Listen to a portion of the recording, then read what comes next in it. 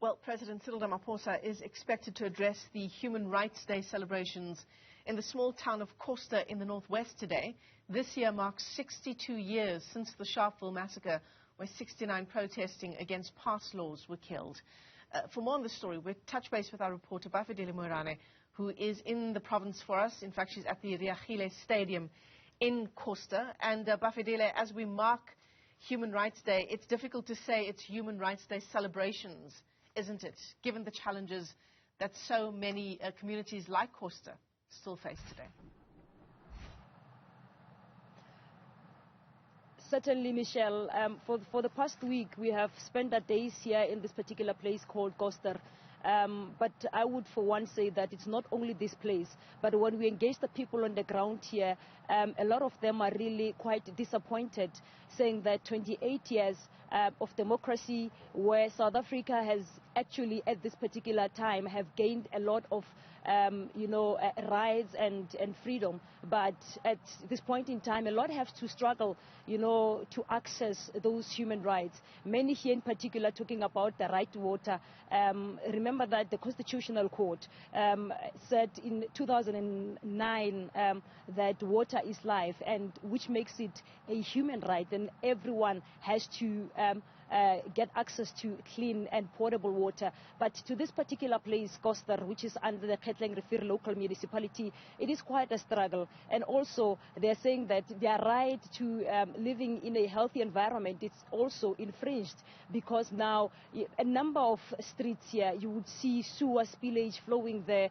The stench of smell that one, when he arrives in this particular place, has to hear, it's really unbearable in most of the streets here, where people even on their yards, are flooded with sewer spillages. So we spoke to a number of people here saying that they're really hoping to hear President Cyril Ramaphosa to talk on those issues, and also to say what is it that South Africa has in fact gained in the past 28 years to where we are. So we're going to speak to a number of community members ahead of the President's speech later on this morning, and also to hear their view as to what exactly do they want to see the President addressing in particular on issues of human rights, because many of them here that we spoke to are saying that their rights are infringed on, and they are calling for government to do better this time around, to champion the human rights in a better way, take a better approach this time around. Well, and what might that better approach be for residents there this morning, Bafedile? It's practical things that need to change in the daily lives of people: access to water, access to proper sanitation, housing, education, healthcare, the list goes on and on. Well, all they need is to access those two things that you're mentioning there, Michelle. We spoke to the human rights in the Northwest. They are saying that at some point they had to intervene also in this particular municipality, and they've told us that they have set up a meeting with the provincial leadership, in particular the office of the Premier, Bushimape, to engage about issues of service delivery, because they've received a number of complaints from this area.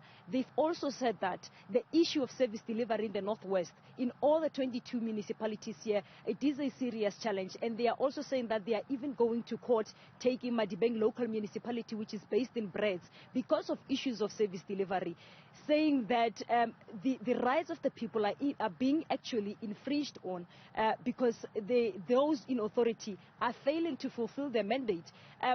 I will just give an example about this particular place where we are, which is Koster under Reagile local municipality. We saw the community members, in particular the Ratepayers Association, taking head on with the municipality leadership, to the point whereby the matter ended up at the Northwest High Court, where the ratepayers took this matter to say that the court must intervene, because the municipality leadership, for years and years, it is failing to fulfill its mandate in providing services to the residents of this particular place, in particular looking into the water issue and also the sewer issue. So the Northwest High Court in 2020 made a landmark ruling against the Reagile local municipality by handing over the running affairs of the water and sewer plants to the Ratepayers Association.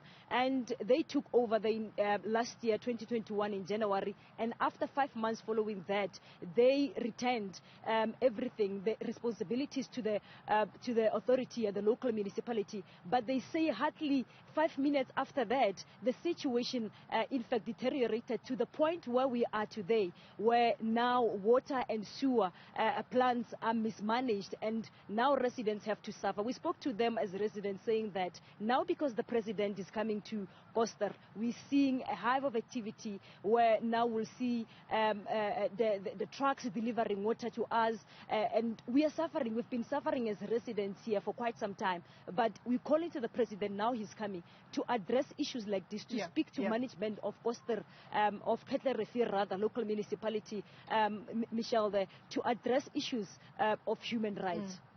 And we'll talk more about this, Bafedile Moerane, who is tracking that story for us throughout the morning in the build-up to the president delivering that address there. Bafedile Moerane, thanks very much indeed for that update.